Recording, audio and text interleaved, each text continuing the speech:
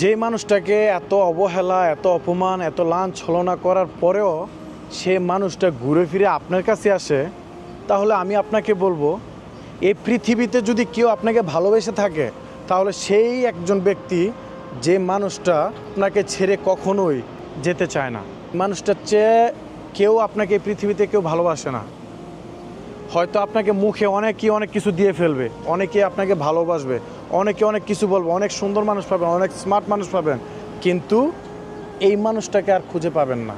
যদি এই মানুষটা একবার আপনার জীবন থেকে হারায় যায় তাহলে খুব বড় একটা নিঃশ্বাস ফেলায় বলবেন যে আমার জীবনে থেকে সবচেয়ে গুরুত্বপূর্ণ একটা মানুষ হারায় গেছে। তাদেরকে কখনো অবহেলা করেন না।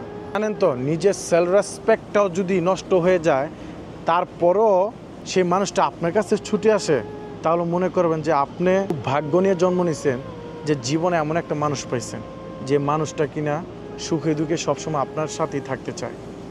তাদেরকে মূল্যায়ন করেন, কখনো অবহেলা করে দূরে ফালাই দিয়ে না, তাহলে হয়তো কোনো একদিন আফসোস করবেন 100%। আমি সুয়েল সামি বললাম, আপনার খাতা কলমে লেখা রাখেন।